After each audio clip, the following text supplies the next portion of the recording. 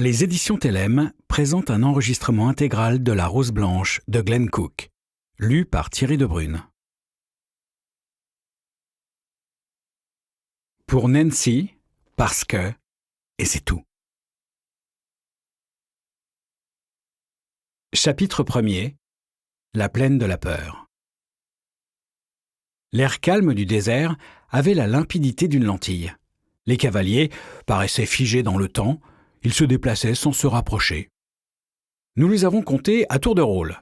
Je n'arrivais pas à trouver 2 fois le même chiffre. Un souffle a tourbillonné dans le corail, agité les feuilles du vieil arbre ancêtre. Elles ont teinté les unes contre les autres pour participer au chant carillonnant du vent.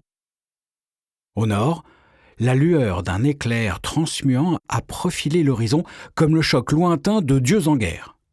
Du sable a crissé sous une semelle. Je me suis retourné. Silence était planté, bouche bée, devant un menhir parlant. Il venait d'apparaître depuis quelques secondes à peine et lui avait fichu la trouille. Sournois ces cailloux.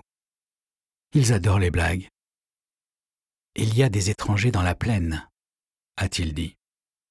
J'ai sursauté. Il a ricané. Les menhirs ont un rire des plus sardoniques, à la limite du conte à dormir debout. Je me suis glissé dans son ombre en grognant.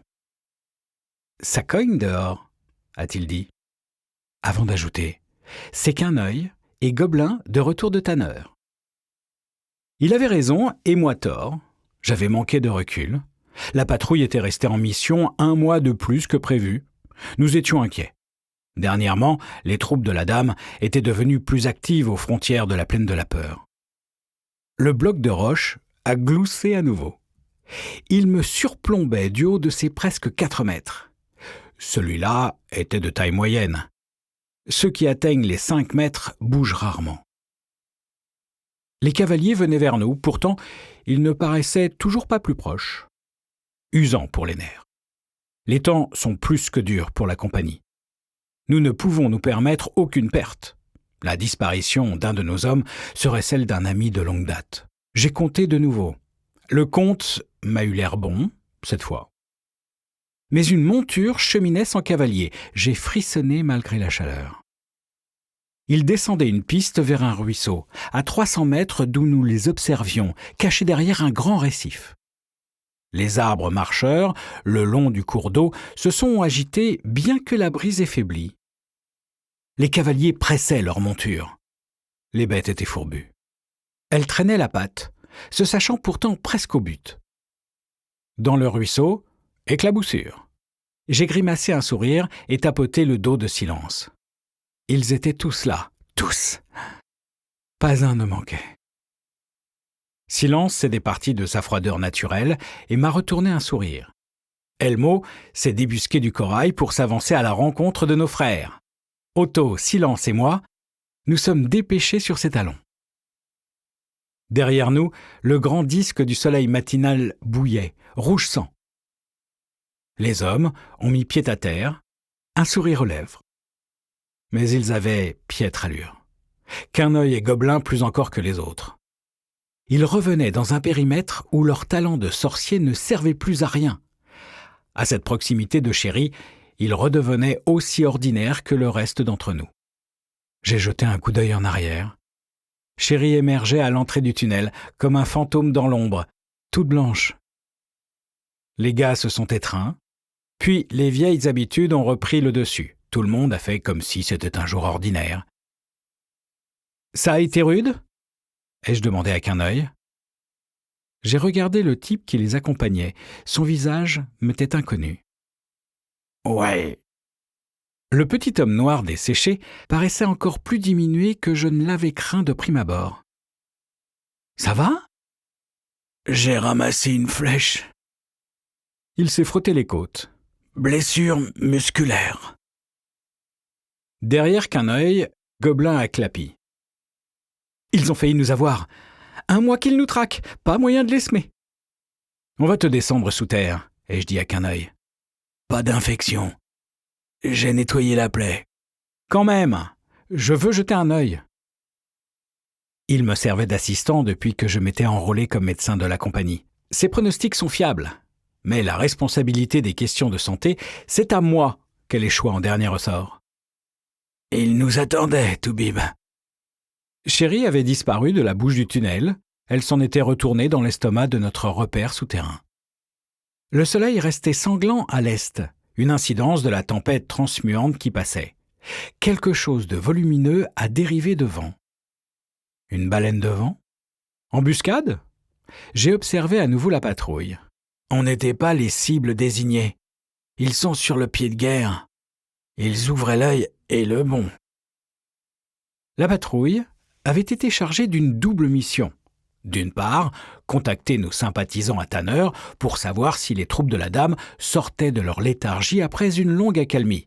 D'autre part, lancer un coup de main contre la garnison, histoire de prouver que nous étions capables de défier un empire qui s'étendait sur la moitié du monde.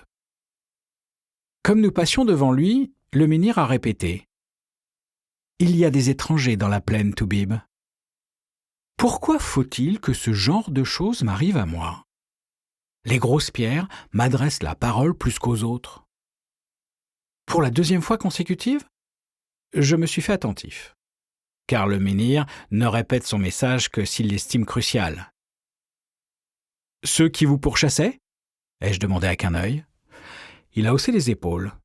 « Pas moyen de leur faire lâcher prise. » Qu'est-ce qui s'est passé au juste ? Depuis longtemps que je me cachais dans la plaine, j'aurais tout aussi bien pu être enterré vivant.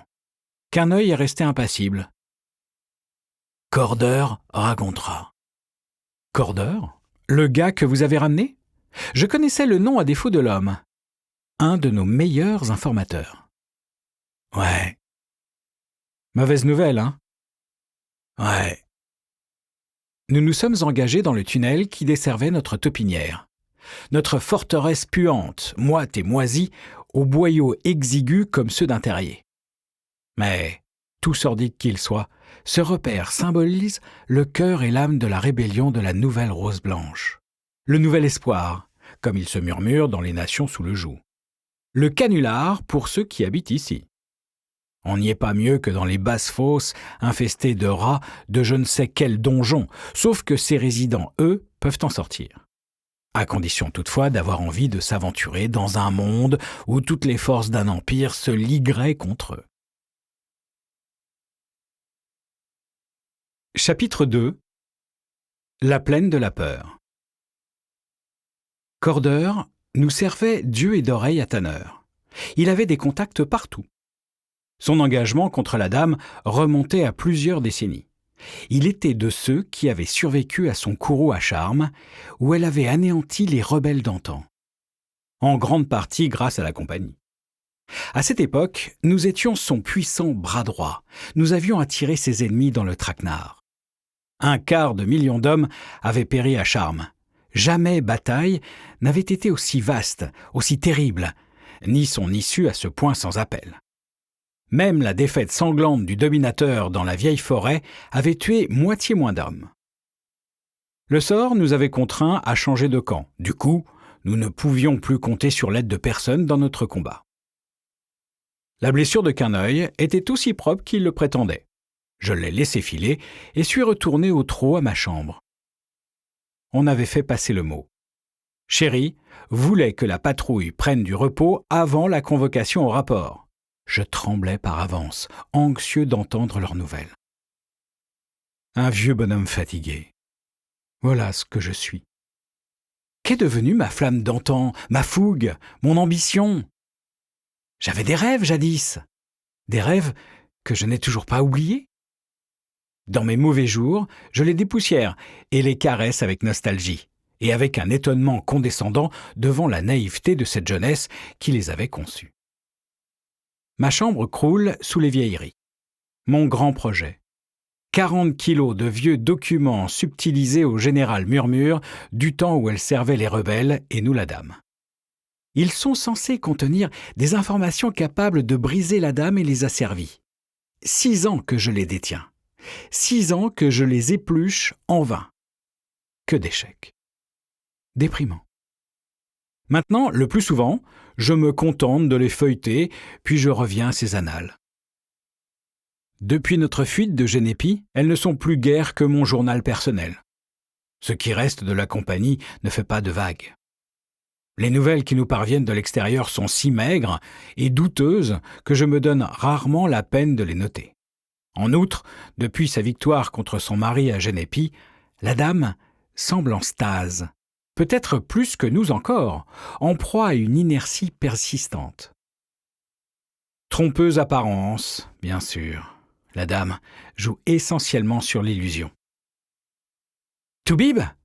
J'ai relevé le nez d'une page de Telcure ancien déjà potassée au moins 100 fois. Gobelin se trouvait dans l'encadrement de la porte. Il avait l'air d'un vieux crapaud. « Ouais ? Il se passe quelque chose en surface. Prends ton épée. » J'ai saisi mon arc et une cuirasse de cuir. Je suis trop vieux pour le corps à corps. Si jamais il faut se battre, j'aime autant me ranger à l'écart et canarder. Tout en suivant Gobelin, j'ai gardé le regard rivé sur mon arc. C'était un cadeau de la dame en personne. Elle me l'avait donné lors de la bataille de Charmes. Souvenir. Grâce à cette arme, j'avais contribué à la mort de Volesprit, l'asservi qui avait enrôlé la compagnie au service de la dame. Ce temps-là me paraissait presque préhistorique. Nous avons jailli à la lumière du jour, d'autres sortaient avec nous, s'égayaient entre les cactus et les coraux. Le cavalier qui approchait par la piste, la seule des parages, ne pourrait pas nous voir. C'était un cavalier solitaire, sur une mule miteuse. Il allait sans armes. « Tout ce chambard pour un vieux sur une mule ?» me suis-je exclamé. Des gars se faufilaient dans le corail et les cactus en faisant un potin de tous les diables. Impossible que le bonhomme ne nous entende pas. Va falloir qu'on s'entraîne à sortir plus discrètement. Ouais. Surpris, j'ai fait volte-face. Elmo se tenait derrière moi, une main en visière au-dessus des yeux. Il avait l'air aussi accablé par l'âge et la fatigue que moi. Chaque jour, quelque chose me rappelle que notre jeunesse à tous est loin. Bordel! Aucun de nous n'était un genou quand nous sommes arrivés dans le Nord, après avoir traversé la mer des tourments. Il nous faudrait du sang neuf, Elmo. Ça l'a fait ricaner. Oui, nous serons bien plus vieux encore avant d'en avoir fini, à supposer que nous tenions jusque-là. Parce que nous cherchons à gagner du temps, des décennies si possible. Le cavalier a franchi le ruisseau et s'est arrêté. Il a levé une main. Les gars sont sortis du couvert en tenant négligemment leurs armes. Un vieil homme seul, au cœur du périmètre annulant de Chéri, ne représentait aucun danger. Elmo, Gobelin et moi avons descendu la pente. Tout en marchant, j'ai demandé à Gobelin. « Querneuil et toi, vous vous en êtes payé une tranche quand vous étiez partis ?» Il se chamaille depuis des lustres. Mais ici, où la présence de Chéri neutralise la magie, plus question de se jouer leur tour de sorcier. Gobelin a souri. Quand il sourit, sa bouche s'étire d'une oreille à l'autre. Je lui ai donné l'occasion de faire un peu d'exercice. Nous avons rejoint le cavalier. Tu me raconteras plus tard. Gobelin a hoqueté un gloussement rappelant le borborigme d'une bouilloire. Ouais. Qui es-tu ? A demandé Elmo au type sur sa mule. Gage. Il ne s'agissait pas de son nom. C'était le mot de passe pour les courriers du Grand Ouest. La dernière fois que nous l'avions entendu remontait à bien longtemps. Les messagers de l'Ouest devaient traverser des territoires entièrement soumis à la dame pour parvenir jusqu'à la plaine de la peur. « Ah ouais » a fait Elmo. « V'là autre chose. Descends donc de ta selle. » Le vieux bonhomme a mis pied à terre et montré patte blanche. Elmo a paru convaincu, puis il a annoncé. « J'ai 10 kilos de camelote là-dedans. » Il a tapoté une caisse derrière sa selle. « Toutes les villes ont fourni leur putain d'écho. »« Tu as fait tout le voyage toi-même » ai-je demandé. « Un pas après l'autre, depuis Aviron. » Aviron, ça fait plus de 1600 kilomètres. J'ignorais que nous avions du monde là-haut. Mais il y a beaucoup de choses que j'ignore à propos de l'organisation que Chéri a constituée. J'ai passé tant de temps à me crever les yeux sur ces paperasses pour y trouver ce qui n'y figure peut-être pas. Le vieil homme m'a regardé comme s'il établissait un bilan de mon âme. « C'est toi le médecin ?» Toubib ? Ouais. Et alors ? J'ai quelque chose pour toi, personnel. Et il a ouvert sa caisse à documents. L'espace d'un instant, tout le monde s'est mis sur le qui-vive, on ne sait jamais. Mais il en a sorti un paquet enveloppé de toile cirée pour le protéger en cas d'apocalypse. « Il pleut tout le temps là-haut », a-t-il expliqué. Et il m'a tendu le paquet. Je l'ai soupesé, pas bien lourd, une fois ôté la toile cirée. « De la part de qui ?» Le vieil homme a haussé les épaules. « Qui te l'a confié ?»« Mon capitaine de cellule, évidemment. » Chérie agit avec prudence. Elle a structuré son organisation de telle sorte qu'il est quasiment impossible pour la dame d'en briser plus qu'une fraction. La gamine est un génie. Elmo a récupéré le reste et a dit à Otto : « Emmène-le sous terre et trouve-lui une paillasse. Repose-toi, pépère. La rose blanche t'interrogera plus tard. » Un après-midi palpitant s'annonçait peut-être, avec à la fois ce type et cordeur au rapport. Exhibant le mystérieux paquet, j'ai annoncé à Elmo : « Je vais y jeter un œil. » Qui pouvait l'avoir envoyé ? Je ne connaissais personne hors de la plaine de la peur, à moins que... Mais alors, ce ne serait pas une lettre que la dame injecterait dans le terrier ? Si. Frisson de trouille. De l'eau avait coulé sous les ponts, certes, mais elle avait promis de rester en contact. Le menhir parlant, celui qui nous avait prévenu de l'arrivée du messager, restait enraciné au bord de la piste. Au moment où je passais devant lui, il a dit à nouveau : « Il y a des étrangers dans la plaine, Toubib. » Je me suis figé. « Quoi ? D'autres encore ?» Sa nature profonde a repris le dessus, plus moyen de l'amener à parler. Je ne comprendrai jamais ces vieux rochers. Bon sang, je ne pige pas pourquoi ils se sont rangés à nos côtés. Ils haïssent tous les intrus, chacun pareillement. Eux et tous les autres engeances aberrantes du coin. Je me suis faufilé jusqu'à ma chambre, j'ai décordé mon arc et l'ai posé contre le mur de terre. Je me suis installé à mon bureau et j'ai ouvert le paquet. Je n'ai pas reconnu l'écriture. Pas de signature à la fin. Je me suis plongé dans la lecture. Chapitre 3. Histoire d'antan. Toubib. La femme était repartie à râler. Beaumance se massait les tempes. La douleur s'élançait sans se résorber. Il s'est couvert les yeux. Saïta. Seta. Sita. A-t-il murmuré avec colère, en accentuant les sifflantes comme un serpent. Il s'est mordu la langue. User de son pouvoir à l'encontre de sa femme, ça ne se faisait pas. On endurait avec une humble dignité les conséquences de ses erreurs de jeunesse. Dur pourtant de résister à la tentation, à la provocation même. Suffit, imbécile. Concentre-toi sur cette maudite carte. Ni Jasmine, ni le mal au crâne ne lui donnaient de répit. Bordel ! Il a envoyé dinguer les pois au coin de la carte. A enroulé la fine soie autour d'une mince tige de verre. Il a glissé le tout dans la hampe évidée d'une fausse lance antique. Cette hampe est illustrée à force d'avoir été maniée. Besande me la repérerait en moins de 2, a-t-il grommelé. Il a serré les dents, son ulcère lui mordait les tripes. Plus il approchait du dénouement, plus le danger augmentait. Il avait les nerfs en pelote. Il avait peur de craquer devant le dernier obstacle. Sa couardise le paralyserait et il aurait vécu en vain. 37 ans. C'était une longue vie quand on l'avait passé dans l'ombre d'une hache de bourreau. « Jasmine !» a-t-il marmotté. « Cause toujours !» Il a repoussé la tenture devant la porte et crié vers le rez-de-chaussée. « Qu'est-ce que c'est maintenant ?» Ce que c'était la litanie habituelle, un harcèlement sans rapport avec le fond de son insatisfaction. Une interruption dans son travail pour lui faire payer ce qu'elle estimait une vie ratée par sa faute. Il aurait pu devenir un personnage important à Aviron. Il aurait pu lui procurer une belle demeure et une armée de domestiques serviles. Il aurait pu l'habiller de soierie. Il aurait pu nourrir ses rondeurs flasques de viande à chaque repas. Au lieu de cela, il avait choisi une vie monacale, gardant secret son nom et sa profession. Il l'avait traîné dans cette retraite lugubre et hantée dans la vieille forêt. Tout ce qu'il lui avait offert, c'était de la crasse, des hivers glacés et les chicaneries de la garde éternelle. Beaumans a descendu d'un pas lourd l'étroit escalier, traître et grinçant.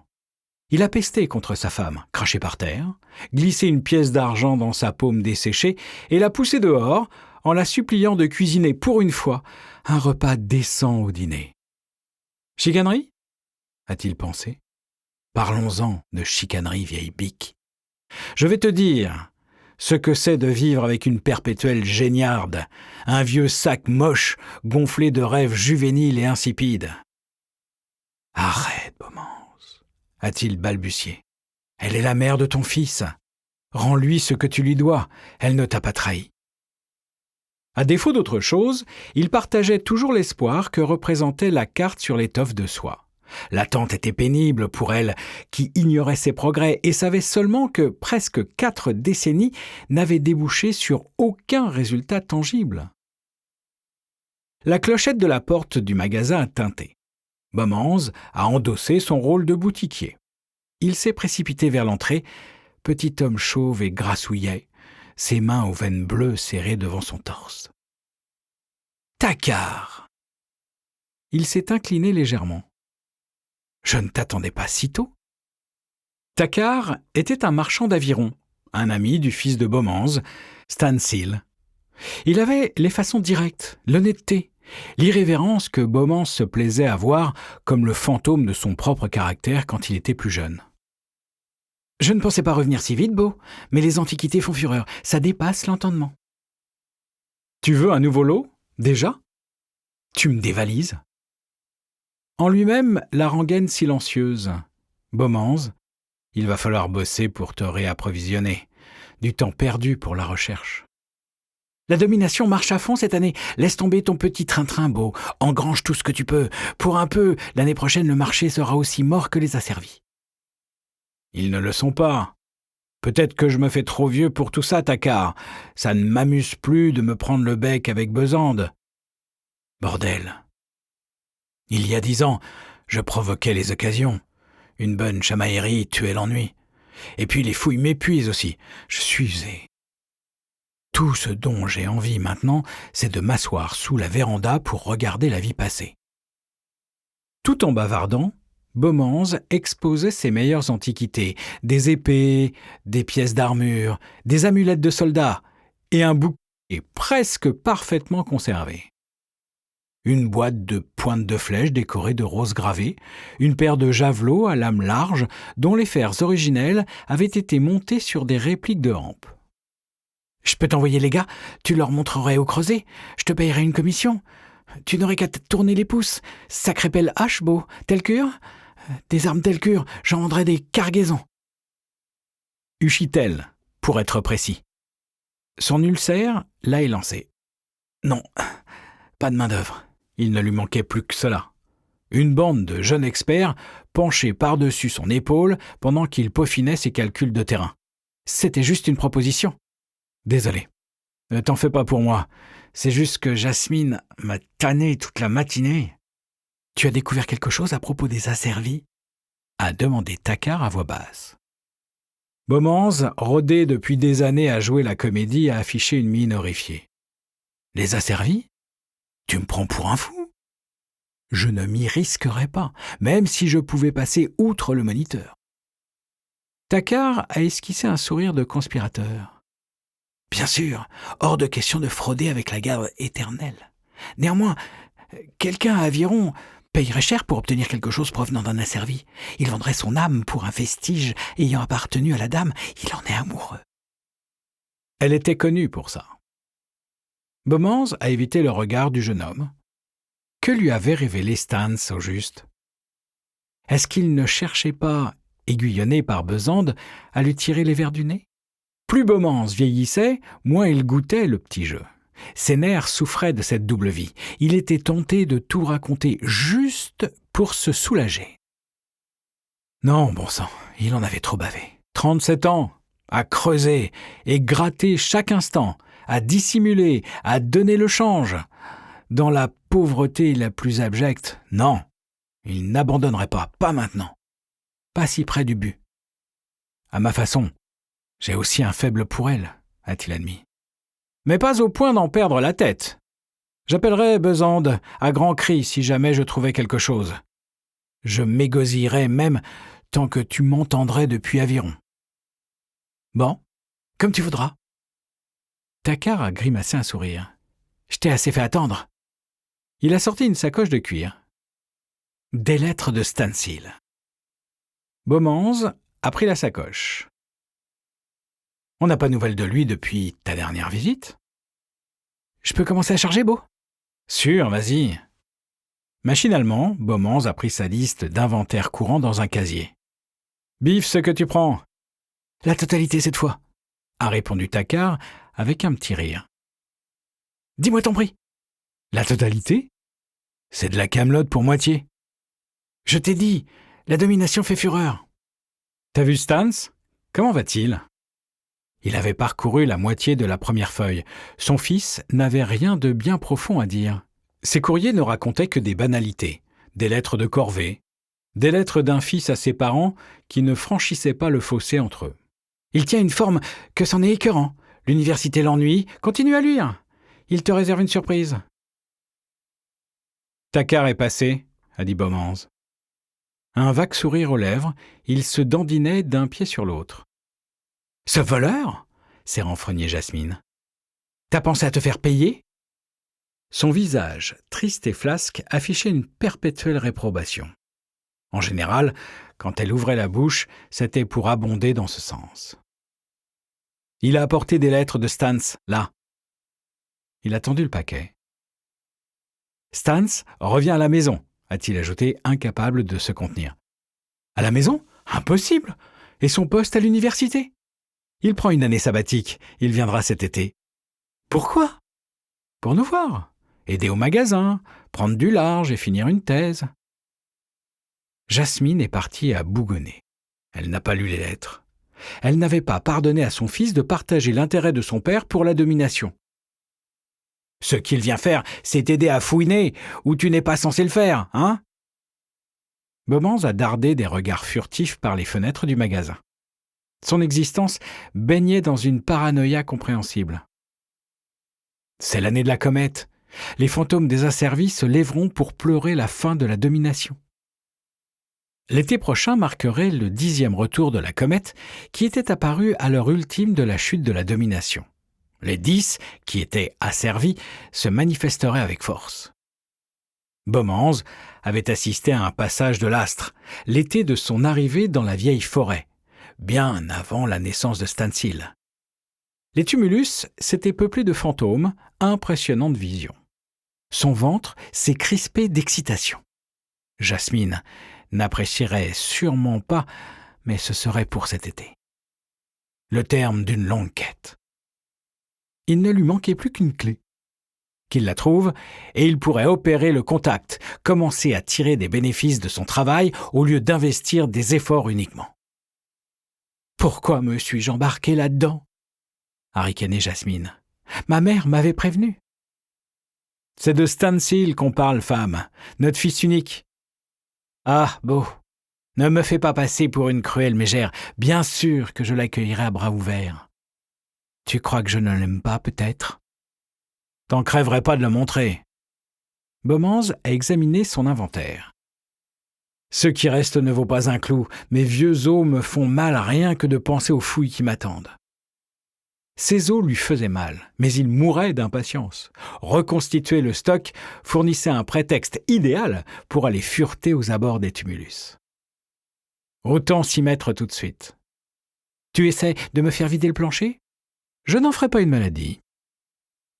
Avec un soupir, Beaumans a promené le regard dans sa boutique. Quelques pièces d'équipement abîmées par le temps, des armes brisées, un crâne dont on ne pouvait déterminer l'origine car il lui manquait le triangle caractéristique incrusté des officiers de la domination.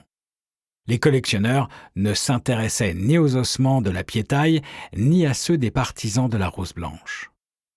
Curieux, a-t-il pensé. Pourquoi sont-ils tant fascinés par le mal ? La Rose Blanche s'était montrée plus héroïque que le dominateur ou les asservis. Or, tout le monde l'avait oublié, hormis les hommes du moniteur. Le premier Pékin venu pouvait énumérer la moitié des asservis. Les tumulus, où le mâle était resté vivace, faisaient l'objet d'une surveillance, tandis que le tombeau de la Rose Blanche était perdu. « Pas ici, ni là », grommelait Baumance. « Temps de se mettre au boulot, ici, ici. Pelle, baguette divinatoire, sac. Peut-être que Tacquart avait raison. Peut-être que je devrais embaucher quelqu'un. Brosse, pour m'aider à trimballer le matériel. Théodolite, carte, à ne pas oublier celle-là. Quoi d'autre? Ruban de concession, bien sûr. Ce salopard de Menfu. Il a fourré ses affaires dans un sac et accroché des pièces d'équipement un peu partout sur lui. Il a empoigné une pelle, un râteau et son théodolite. « Jasmine, Jasmine, ouvre-moi cette foutue porte. » Elle a glissé un œil entre les rideaux qui masquaient ses appartements. « T'aurais pu l'ouvrir en premier, ballot !» Elle a traversé le magasin d'un pas raide. « Un beau jour, Beau, tu finiras par t'organiser, sans doute le lendemain de mes funérailles. » Il s'est traîné dans la rue en ronchonnant. « Je m'organiserai le jour même de ta mort, tu peux me croire sur parole. J'aimerais autant te voir dans la fosse avant que tu ne changes d'avis. » Chapitre 4. Un passé proche. Chouka. Les tumulus se trouvent au nord de Charmes, dans la vieille forêt dont parlent tant les légendes sur la Rose Blanche. Chouka est arrivé dans la ville toute proche l'été suivant la tentative avortée du dominateur pour s'évader de son tombeau par Génépi. Il y a trouvé les servants de la dame avec un excellent moral.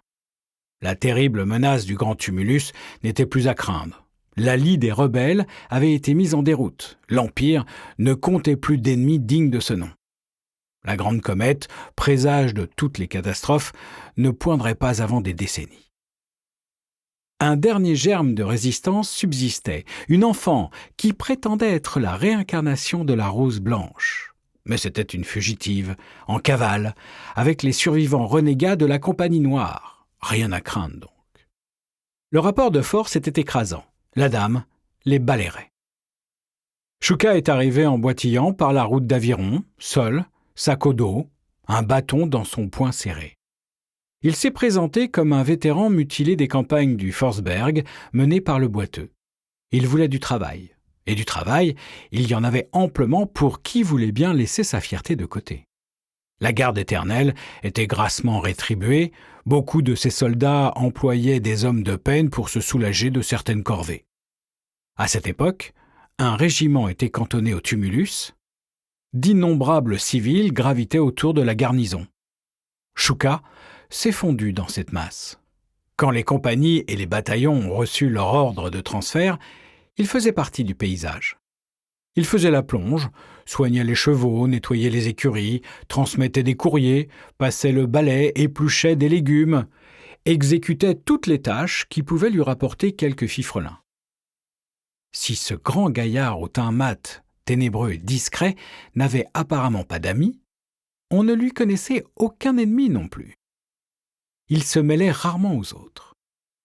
Au bout de quelques mois, il a demandé et obtenu la permission de s'installer dans une bicoque délabrée dont personne ne voulait parce qu'elle avait jadis appartenu à un sorcier d'Aviron. En fonction de son temps libre et de ses moyens, il s'est mis à la restaurer. Et, comme le sorcier avant lui, il poursuivait la mission qui l'avait amené dans le Nord. 10, 12, 14 heures par jour, Chouka s'échinait en ville, puis il revenait chez lui et recommençait à travailler. On se demandait quand il prenait du repos. Une chose seulement portait atteinte à sa réputation. Il refusait de se plier complètement à son rôle. La plupart des larbins devaient endurer leur lot de brimades. Chouka s'y refusait.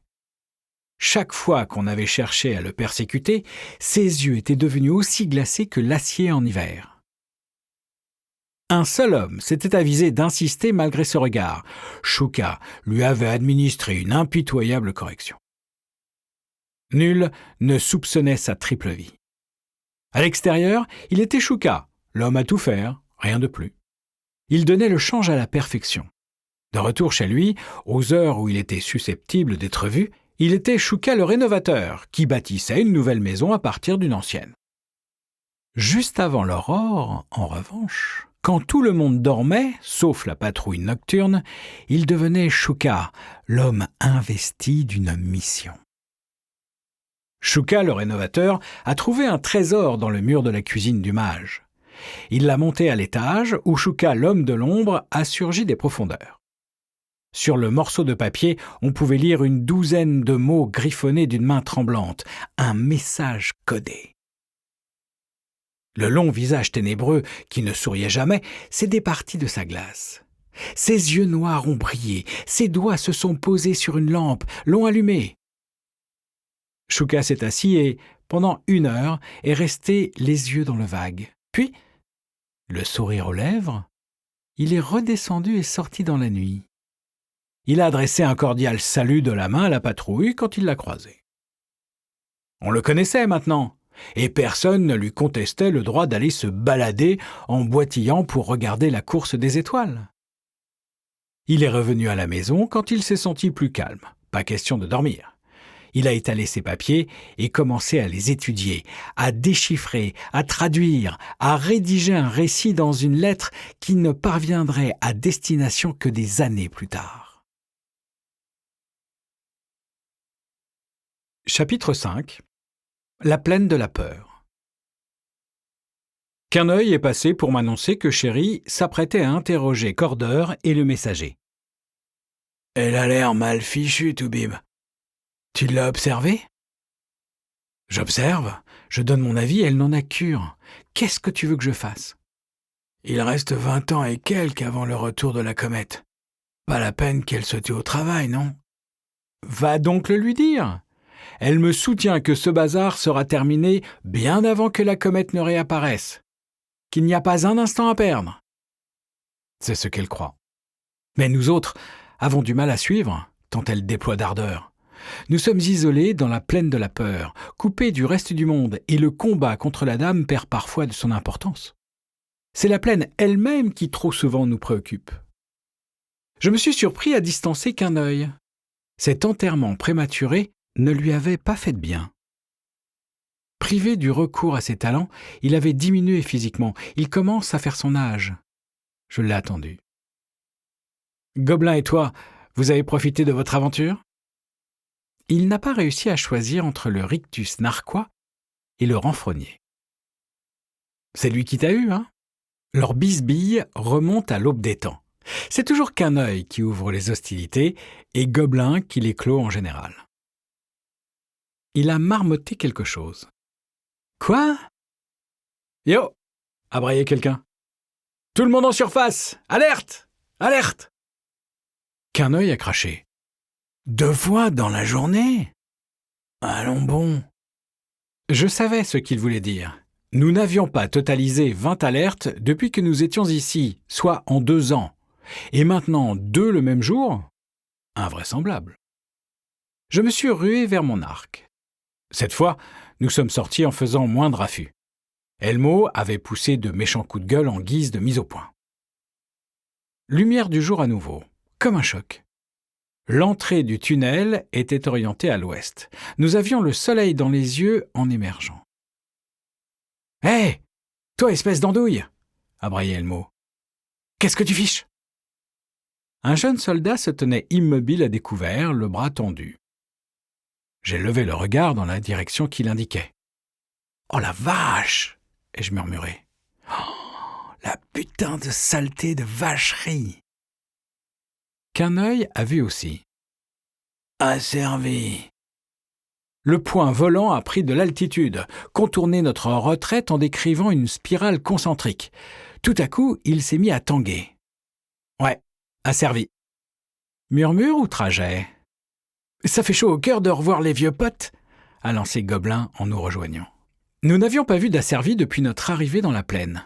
Avant, nous les avions eus constamment sur le poil. Ils nous avaient harcelés sans cesse durant les 4 années qu'avait duré notre voyage depuis Génépi. Ce sont les satrapes de la dame. Ces doublures en matière de terreur. Autrefois, il y en avait 10.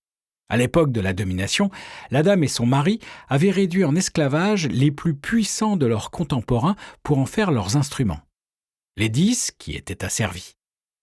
Les asservis avaient été ensevelis avec leur maître quand la Rousse Blanche avait remporté sa victoire sur le dominateur, voilà 4 siècles.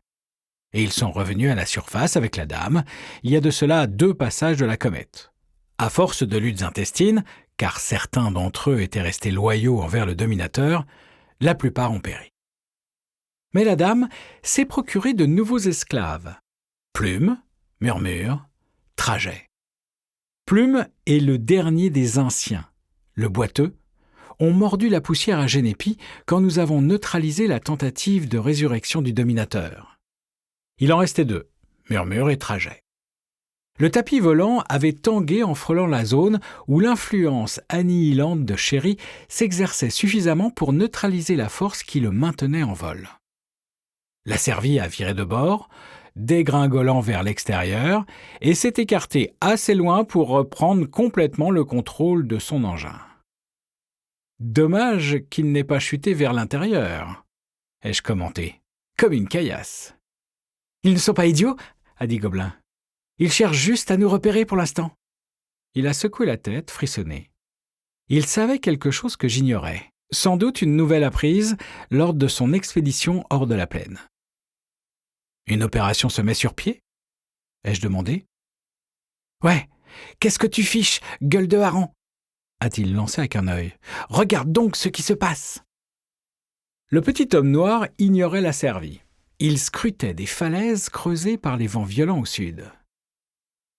Notre objectif, c'est de rester vivant, a-t-il répondu avec une suffisance induisant qu'il avait de quoi river le clou de Gobelin. Et pour cela, il vaudrait mieux éviter de se laisser distraire par un tantinet d'esbrouffe. Qu'est-ce que tu veux dire par là ? Ce que je veux dire par là, c'est que, pendant que vous êtes tous à bâiller aux corneilles devant ce clown, un autre en profite pour se faufiler derrière les plateaux et pour déposer quelqu'un. Gobelin et moi, nous sommes tournés vers les parois rouges. Nous n'avons rien vu.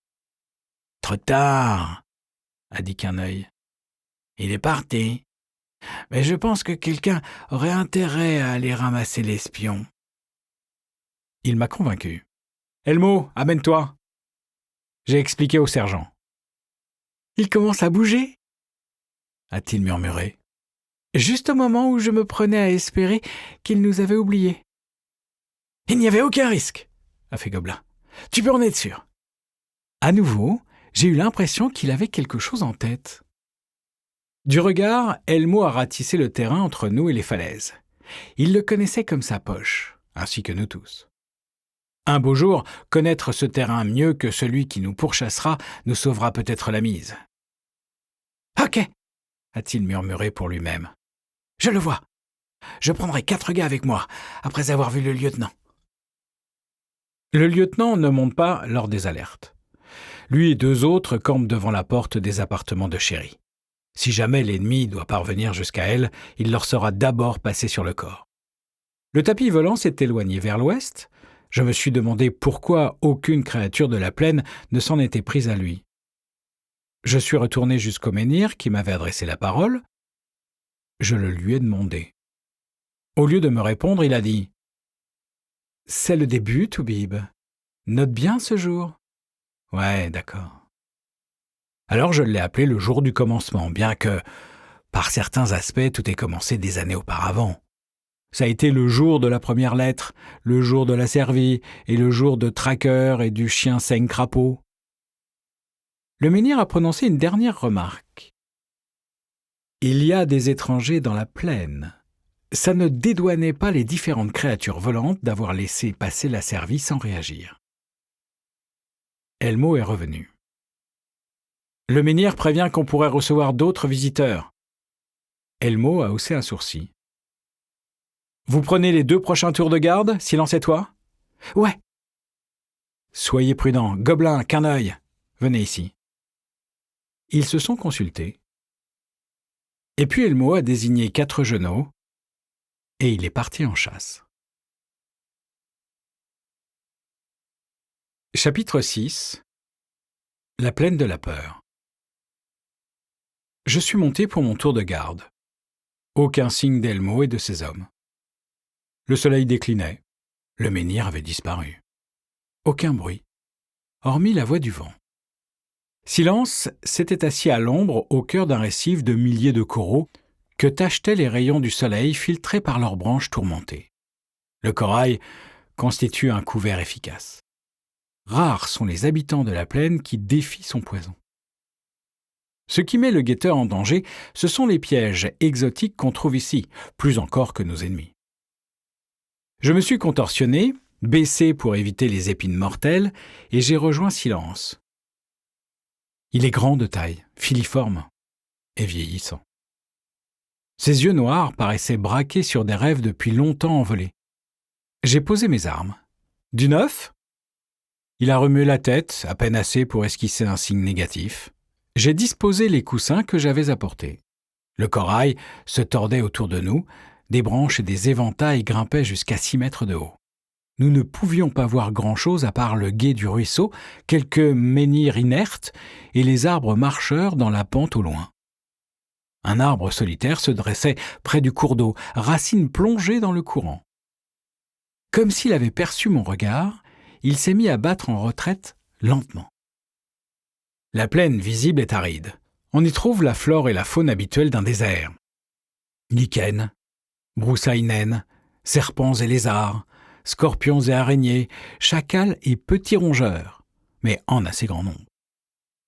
On les rencontre généralement quand on préférerait les éviter, ce qui résume la plaine en général. Les véritables curiosités, c'est aussi quand elles sont le plus importunes qu'elles vous tombent sur le dos. Le lieutenant se plaît à dire qu'un candidat au suicide pourrait passer des années ici à hésiter. Les couleurs dominantes sont les rouges et les bruns, rouille, ocre.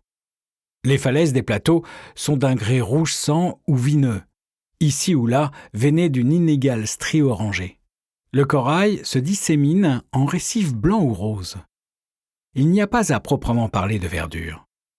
Tant les arbres marcheurs que les buissons nains arborent des frondaisons d'un gris-vert poussiéreux où le vert n'apparaît que par touches. Les menhirs, vivants ou inertes, sont d'un étrange et morne gris-brun qui détonne par rapport aux autres pierres ordinaires de la plaine.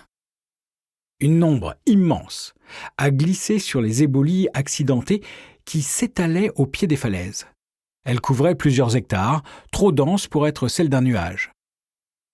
Baleine de vent ? Silence, a opiné du chef. Elle croisait en altitude, quelque part entre le soleil et nous, mais je n'ai pas pu la repérer. Je n'en avais pas vu une seule en plusieurs années. La dernière fois qu'Elmo et moi avions traversé la plaine avec Murmure, sur ordre de la dame, c'était il y a si longtemps ? Le temps file et nous échappe, le bon surtout. Des eaux étranges passent sous les ponts, mon ami. Des eaux étranges. Il a hoché la tête pour toute réponse. Silence, quoi. Il n'a pas prononcé un mot depuis que je le connais, ni depuis qu'il fait partie de la compagnie. Pourtant, selon Quineuil et mon prédécesseur analyste, il est tout à fait capable de parler. Au fil de menus indices que j'ai relevés depuis des années, j'ai acquis l'intime conviction que dans sa jeunesse, avant de s'enrôler, il a fait la promesse solennelle de ne plus parler, étant donné la sacro-sainte règle de la compagnie de ne pas questionner les recrues sur leur passé. Je n'ai jamais pu apprendre dans quelles circonstances. Il m'est arrivé de le voir sur le point de dire quelque chose, poussé par la colère ou l'hilarité, mais il s'est toujours retenu au dernier instant. Pendant longtemps, les gars se sont fait un jeu de l'asticoter pour essayer de lui faire rompre son serment, mais la plupart ont cessé rapidement. Silence dispose d'une batterie de moyens pour décourager ce genre de plaisantins. Faire affluer les tiques dans leurs draps, par exemple. Les ombres s'allongeaient. Le crépuscule déployait ses teintes. Enfin, Silence s'est levé, m'a enjambé et s'en est retourné au terrier, ombre vêtue de sombre dans la nuit tombante. Un personnage vraiment singulier, ce Silence. Non seulement il ne parle pas, Mais ils ne colportent jamais le moindre ragot non plus. Comment voulez-vous avoir un peu d'emprise sur un type pareil ? Et pourtant, c'est l'un de mes plus vieux et meilleurs amis. Allez donc l'expliquer. Bien, Toubib. La voix était aussi caverneuse que celle d'un fantôme. J'ai sursauté. Un gloussement malveillant a retenti dans le récif. Un menhir s'était approché de moi en douce. Je me suis retourné un peu. Il se tenait pile sur le passage que venait d'emprunter Silence. C'était un gros spécimen, assez moche, de 3,50 m de haut. Un nabot, par rapport à certains. « Salut, Roc !» Maintenant qu'il s'était bien amusé à mes dépens, il m'a tout bonnement ignoré, muet comme une pierre. Les menhirs sont nos principaux alliés dans la plaine. Ils nous servent d'interlocuteurs auprès des autres espèces douées d'intelligence. Toutefois, ils décident de nous tenir au courant quand ça leur chante. « Comment ça se passe pour Elmo ?» ai-je demandé. « Rien. » « Sont-ils d'essence magique ? Non, j'imagine. Sans quoi, ils ne survivraient pas au nimbe annulant de Chéri. Que sont-ils ? Mystère. Comme pour la plupart des créatures bizarres par ici. Il y a des étrangers dans la plaine. Je sais. Les créatures nocturnes sont sorties. Des points luminescents ont papillonné, virevolté au-dessus de moi. La baleine de vent, dont nous avions vu l'ombre un moment plus tôt, s'est éloignée suffisamment vers l'est pour que je puisse voir son ventre miroitant. Elle n'allait pas tarder à descendre en déroulant ses vrilles dans son sillage pour attraper ce qui viendrait s'y prendre. Une brise s'est levée. Des odeurs amères m'ont titillé les narines. L'air vibrait, murmurait et sifflait dans le corail. Au loin, j'entendais le carillon tintinabulant du vieil arbre ancêtre. Il est unique. Premier ou dernier de son espèce, je ne sais pas. Haut de 6 mètres et large de 3, il se tient là, niché près du ruisseau, irradiant quelque chose de très intimidant, ses racines plantées au centre géographique de la plaine. Silence, Gobelin et Querneuil ont tous essayé de démêler son mystère. Ça ne les a menés nulle part. Les rares tribus humaines de la plaine le vénèrent. Elles prétendent qu'il existe depuis l'aube du monde. Ils donnent cette impression d'intemporalité. La lune s'est levée.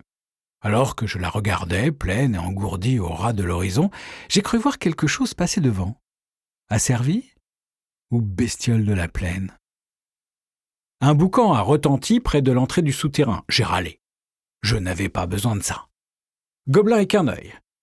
L'espace d'une demi-minute, cyniquement, j'ai regretté qu'il soit revenu. « La ferme ! Vous me fatiguez avec vos salades !» Gobelin a surgi au bord du corail et grimacé un sourire, me mettant au défi de bouger. Il avait l'air reposé, dispo. « Alors, Toubib, on fait la tête ?» a demandé Querneuil. « Tout juste. Qu'est-ce que vous fichez là ?»« On avait besoin d'air frais. » Il a tendu le cou et observé la barre des falaises. Bon, il s'inquiétait pour Elmo. Il s'en sortira au poil, ai-je dit. Je sais, a répondu Querneuil.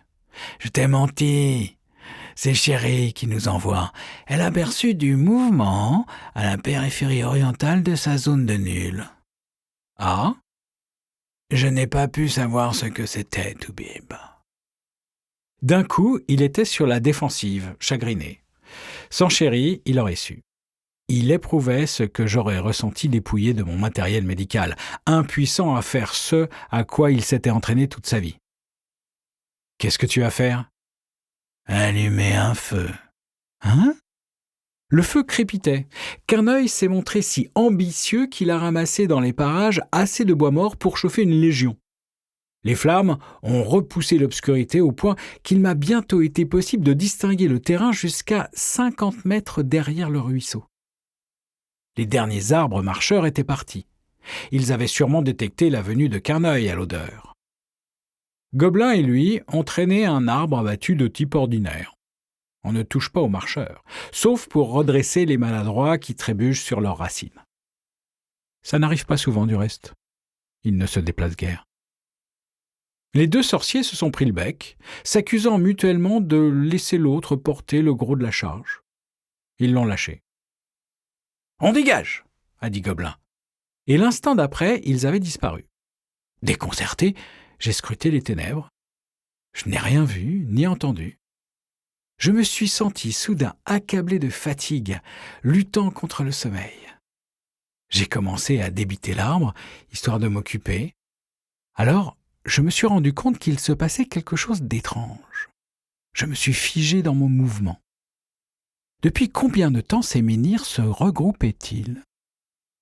J'en ai dénombré 14 aux franges de la lumière. Ils dessinaient des ombres longues et profondes. « Qu'est-ce qui se passe ?» me suis-je écrié un brin tendu. « Il y a des étrangers dans la plaine. » Limite rasoir le refrain. Je me suis installé près du feu, dos à la flambée. J'ai jeté des branches par-dessus mon épaule pour nourrir les flammes. La lumière a gagné en intensité. J'ai dénombré 10 menhirs de plus. Au bout d'un moment, j'ai fait remarquer. Ce n'était pas vraiment une nouvelle. Quelqu'un vient. Ça, c'en était une. Et annoncé avec conviction pour la première fois qu'il m'ait été donné d'entendre. À 2 reprises, il m'a semblé percevoir un mouvement fugitif, mais je n'en avais pas la certitude. Rien de plus trompeur que l'éclairage d'un feu. J'ai rajouté du bois. Un mouvement, sûr, derrière le ruisseau. Une silhouette qui se dirigeait vers moi lentement, d'un pas fatigué. Je me suis absorbé dans une fin de torpeur. L'homme approchait. Il portait sur l'épaule droite une selle et une couverture qu'il retenait de la main gauche. Dans la main droite, il trimbalait une boîte oblongue, en bois, dont le vernis reflétait la clarté du feu. Elle mesurait 1,50 m de long sur 10 cm par 20. Curieux. J'ai remarqué son chien quand ils ont franchi le gué. Un bâtard pelé, miteux, au pelage blanc, sale. À part une petite tache ronde autour d'un œil et quelques mouchetures également noires sur ses flancs. Il boitait, rechignant à poser l'une de ses pattes antérieures sur le sol. Le feu a révélé ses yeux. Il luisait d'une lueur rouge brique. L'homme, la trentaine environ, mesurait plus d'1,80 m. Ses mouvements dénotaient sa souplesse, malgré sa fatigue. Il était bardé de muscles. Sa chemise en loques laissait voir des bras et un torse couturé de cicatrices. Il avait une expression impénétrable. Il a dardé son regard dans le mien en approchant du feu, sans sourire, ni non plus manifester d'hostilité. J'ai frissonné légèrement. Il avait l'air coriace. Mais pas assez cependant pour affronter seul la plaine de la peur. Premier objectif, gagner du temps. Otto était censé venir prendre ma relève très bientôt. Le feu l'alerterait. Il verrait l'étranger et retournerait réveiller tout le monde dans le souterrain. « Salut !» ai-je lancé. Il s'est arrêté, a échangé un regard avec son bâtard. Le chien s'est avancé lentement en humant l'air, sondant la nuit alentour. Il s'est immobilisé à quelques pas de moi, s'est ébroué comme pour se sécher et s'est installé sur le ventre. L'étranger s'est arrêté à son niveau. « Posez donc vos affaires !» l'ai-je invité. Il a balancé sa selle par terre, a déposé sa boîte et s'est assis. Ses gestes étaient raides. Il a eu du mal à plier les jambes. « Vous avez perdu votre cheval ?» Il a opiné du chef. Il s'est cassé une patte. À l'ouest d'ici. À 8 ou 9 kilomètres, j'ai perdu la piste. Il y a des pistes qui traversent la plaine. Certaines même que ses habitants s'engagent à respecter, parfois. Selon des critères connus, 2 seuls. Il faut être désespéré ou idiot pour les emprunter en solitaire. Ce type n'avait pas l'air d'un idiot. Le chien a émis un grognement étouffé. Le type l'a gratté entre les oreilles. « Où est-ce que vous allez ?» Un coin qu'on appelle Vitesse. C'était un nom de code, de propagande pour désigner le terrier. Prestigieux, juste ce qu'il faut pour nos alliés qui se trouvaient au Diable Vauvert. C'est quoi ton nom ? Tracker. Lui, c'est Seng Crapaud le chien. Heureux de vous rencontrer, Tracker, Seng Crapaud. L'animal a grogné. Faut l'appeler par son nom complet, a précisé Tracker. Seng Crapaud le chien. J'ai gardé mon sérieux, mais seulement parce que ce type était un grand costaud à l'air pas commode. C'est où, Vitesse ? Jamais entendu parler. Il a levé le regard ténébreux qu'il posait jusqu'à là sur son corneau et m'a souri. Paraît que ça se trouve vers Gage. 2e fois de la journée. C'était le jour des doublés ou quoi ? Bon sang, non. Trop invraisemblable. En outre, le type ne m'inspirait rien qui vaille. Il me rappelait trop Corbeau, notre frère d'armes de jadis, de glace et de fer. Je lui ai fait ma bouille d'ahurie. Je la réussis bien, celle-là. Gage ? Connais pas non plus, décidément. Ça doit se trouver à une belle trotte vers l'est. Qu'est-ce qui vous pousse là-bas, d'ailleurs ? Il a souri de nouveau. Son chien a haussé une paupière et m'a regardé d'un œil torve. Il ne me croyait pas. J'achemine du courrier. Je vois. Un paquet, plus exactement, destiné à un dénommé Toubib. J'ai aspiré ma salive entre mes dents, puis j'ai lentement sondé du regard l'obscurité alentour. Le cercle éclairé avait rétréci, mais les menhirs demeuraient aussi nombreux. Je me suis demandé où s'étaient fourrés Quin'Œil et Gobelin. « Ah, voilà un nom qui me dit quelque chose », ai-je répliqué. « Une espèce de charlatan. » À nouveau, le chien a dardé son regard sur moi. Sarcastique cette fois, ai-je estimé. Quin'Œil s'est profilé dans les ténèbres derrière Tracker, épée au clair, prêt pour la sale besogne. Mais bon sang, qu'il s'amenait doucement, que ce soit à l'aide de sa magie ou non. Je l'ai trahi par un tressaillement de surprise. Tracker et son chien se sont retournés. Tous les deux ont sursauté, interloqués de découvrir quelqu'un là. Le chien s'est levé, son poil s'est hérissé, et puis il est retombé au sol après s'être tortillé à reculons jusqu'à nous intégrer tous les deux dans son champ de vision. Mais alors, c'est Gobelin qui est apparu tout aussi silencieusement. J'ai souri. Tracker lui a lancé un regard. Ses yeux sont devenus fentes. Il paraissait songeur, comme un tricheur aux cartes découvrant que ses partenaires étaient des clients plus sérieux que prévu. Gobelin a gloussé. « Puisqu'il veut y aller, Toubib, je propose qu'on le conduise sous terre. » La main de Tracker s'est crispée sur la boîte qu'il avait amenée. Son chien s'est mis à gronder. Tracker a fermé les yeux. Quand il les a rouverts, il avait recouvré le contrôle de lui-même. Le sourire lui est revenu. « Toubib, hein ? Alors j'ai trouvé Vitesse. » « Tu l'as trouvé, l'ami. » Lentement, pour n'alarmer personne, Tracker a retiré un paquet enveloppé de toile cirée d'une de ses fontes de sel. C'était le jumeau de celui que j'avais reçu une demi-journée plus tôt. Il me l'a tendu, je l'ai fourré sous ma chemise. Où te l'a-t-on confié ? À Aviron. Il m'a raconté la même histoire que l'autre messager. J'ai acquiescé. Tu arrives de si loin alors ? Oui. Alors, il y a tout intérêt à le mener sous terre, ai-je dit à Gobelin. Il a compris où je voulais en venir. Nous allions le confronter au messager précédent, histoire de voir si ça ferait des étincelles. Quin'Œil s'est fendu d'un rictus. J'ai consulté Gobelin du regard, il a approuvé. Aucun de nous ne se sentait à son aise face à Tracker. Je ne sais pas vraiment pourquoi. « Allons-y !» ai-je dit. Je me suis levé en m'aidant de mon arc. Tracker a guigné la tige de l'arme. Il a voulu dire quelque chose et s'est ravisé, comme s'il l'avait reconnu. Je me suis détourné, un sourire aux lèvres.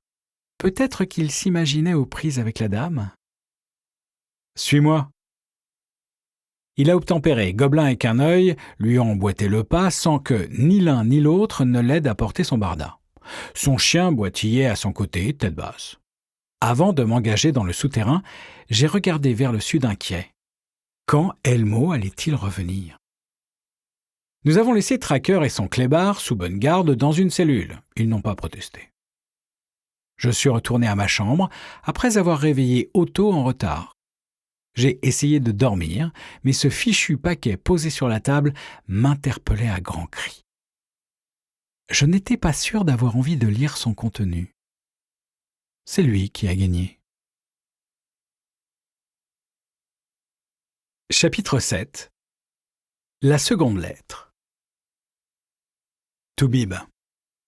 Bomance a collé son œil au théodolite qu'il avait braqué sur la proue du grand tumulus. Il s'est reculé d'un pas, a noté l'angle, déplié une carte sommaire.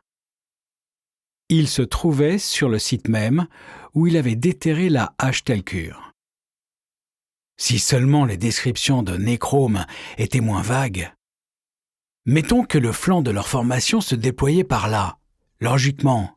Leurs troupes s'alignaient parallèlement à l'ennemi, donc Transformers et les chevaliers ont dû se rentrer dans le lard un peu au-dessus. J'en mettrais ma main au feu.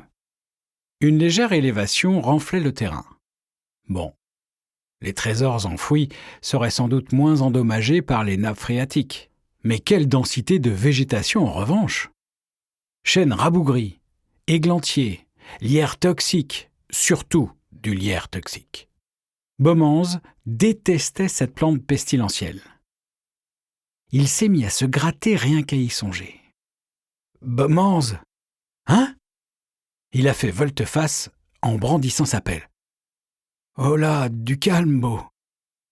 Qu'est-ce qui te prend de t'amener sournoisement comme ça? Je ne trouve pas ça drôle, Besande. Je ne sais pas ce qui me retient de pelleter ce sourire idiot.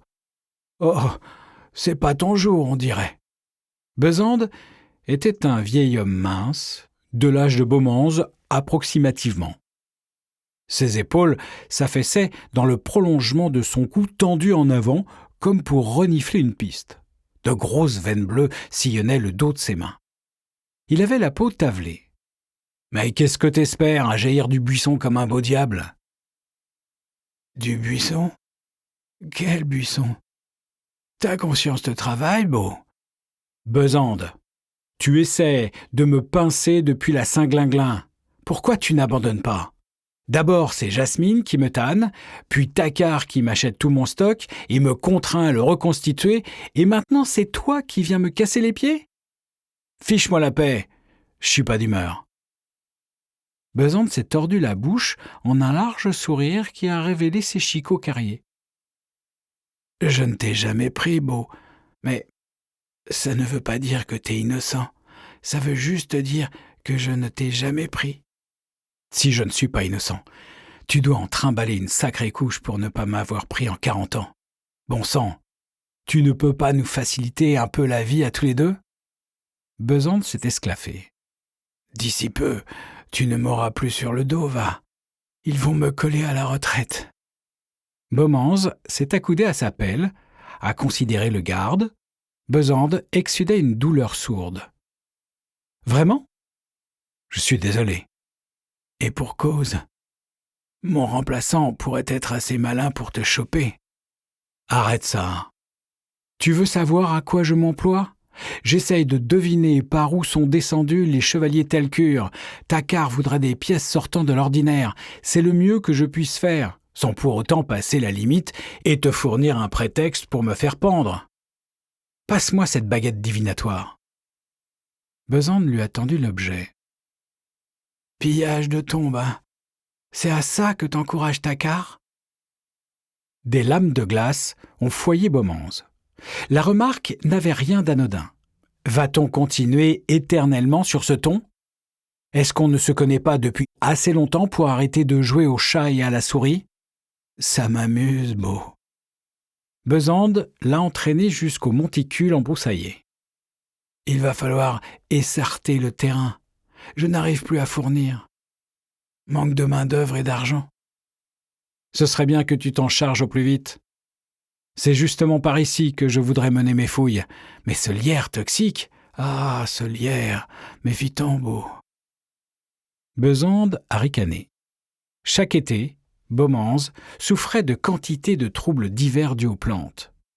Pour ce qui est de Takar, je ne traite pas avec ceux qui transigent avec la loi. Ça a toujours été mon grand principe. Personne ne vient plus m'embêter.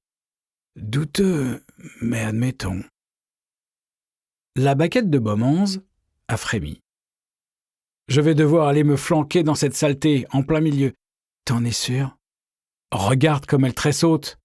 Ils ont dû les enterrer dans une grande fosse. Pour ce qui est de Taccar, qu'est-ce que tu lui veux, nom d'un chien ? Si t'as envie de le faire pendre, vas-y, laisse-moi juste le temps de trouver quelqu'un pour gérer mon commerce aussi bien que lui. »« Je n'ai envie de pendre personne, Beau. Je voulais juste te prévenir. Une rumeur court à Aviron. Paraît qu'il serait un résurrectionniste. » Beaumance en a lâché sa baguette. Il a inspiré convulsivement quelques bouffées d'air. Vraiment ? Un résurrectionniste ? Le moniteur l'a dévisagé intensément. « Ce n'est qu'une rumeur. J'en entends de toutes sortes. Je pensais que ça pourrait t'intéresser. Il n'y a pas plus proche que nous deux dans le coin en définitive. » Beaumance a accepté le rameau d'olivier. Ouais, honnêtement. Il ne m'a jamais rien laissé entendre en ce sens, Mazette. Ce n'est pas une mince accusation. Une accusation qui mériterait qu'il y réfléchisse très sérieusement. Ne parle à personne de mes découvertes. Avec ce voleur de Menfu. Besande a gloussé de nouveau. Son hilarité prenait des accents sépulcraux. Tu aimes ton boulot, pas vrai ? Je veux dire, tarabuster les gens qui n'oseront pas se défendre. Doucement, Beau. Je pourrais te traîner en interrogatoire. Besande a tourné les talons et s'est éloigné à grands pas. Dans son dos, Beaumance a esquissé un sourire amer. Évidemment qu'il aimait ce boulot qui l'autorisait à jouer les tyrans. Il pouvait persécuter n'importe qui sans avoir à en répondre. Une fois qu'elle eut vaincu, puis enterré le dominateur et ses servants dans des tombeaux bardés de la magie la plus efficace de son temps, la Rose Blanche décréta qu'une garde éternelle serait affectée à la surveillance du site. Une phalange qui n'obéirait à personne d'autre qu'elle-même et serait chargée d'empêcher la résurrection du mal encore vivant dans les tombes. La Rose Blanche connaissait la nature humaine. Il y aurait toujours ceux qui, espérant en tirer profit, se rallieraient au dominateur. Ceux qui vénéraient le mal et voudraient libérer leur idole. Les résurrectionnistes sont apparus presque avant que l'herbe ait fini de recouvrir les tumulus. Taccar ? Résurrectionniste ? Beaumance a réfléchi. N'avait-il pas déjà assez d'ennuis ? Besande allait camper sur ses plates-bandes maintenant. Beaumance n'avait aucun intérêt à ramener à la vie les vieux démons. Il voulait seulement opérer le contact avec l'un d'entre eux pour faire la lumière sur plusieurs antiques mystères. Besande était hors de vue. Il devait regagner ses quartiers d'un pas lourd. C'était le moment de s'autoriser quelques observations interdites. Il a rajusté son théodolite. Les tumulus n'étaient guère menaçants d'aspect, mais en piteux état. 4 siècles d'érosion par les intempéries et la végétation avaient dégradé ce qui jadis était une merveille. De denses broussailles avaient complètement submergé les tumulus et leur aménagement paysager symbolique.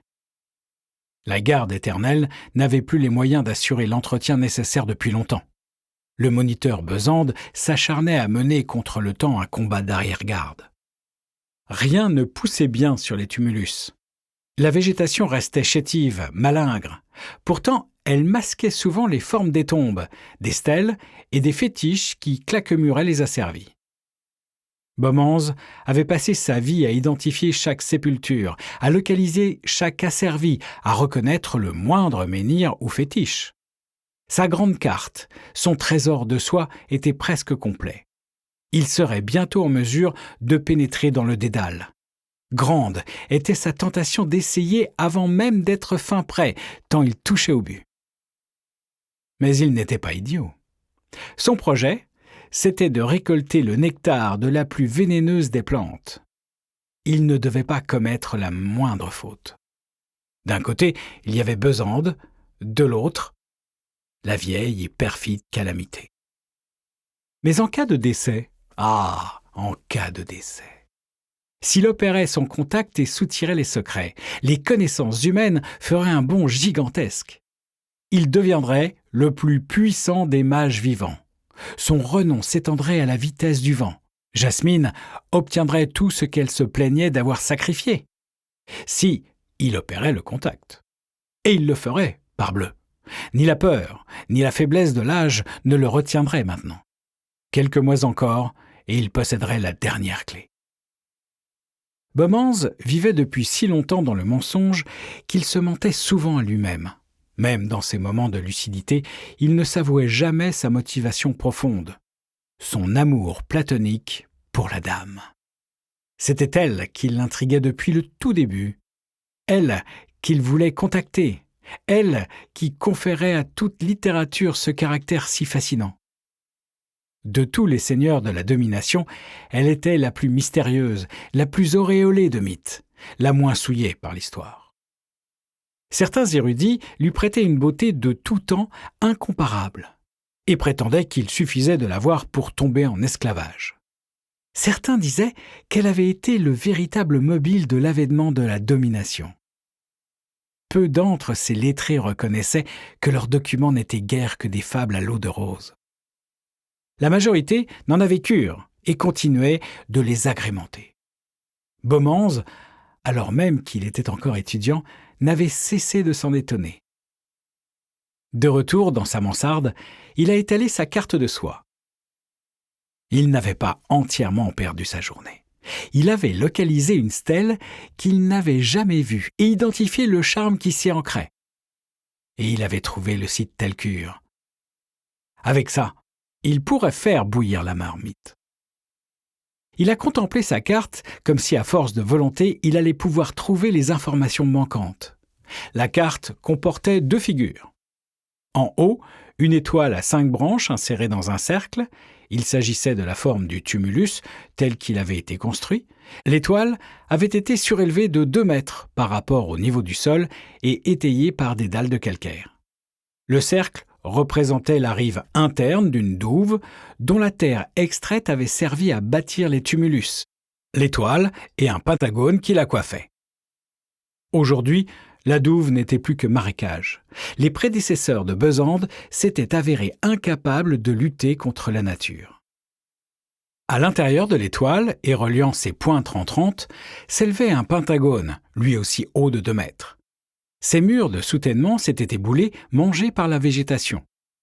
Au centre du pentagone, sur un axe nord-sud, se trouvait le grand tumulus, où dormait le dominateur.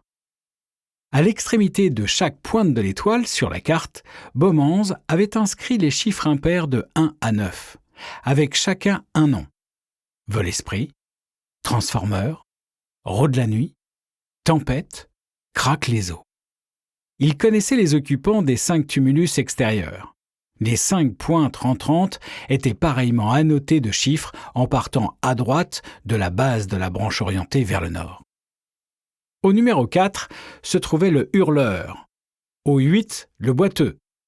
Les tombes de 3 des 10, qui étaient asservies, demeuraient non identifiées.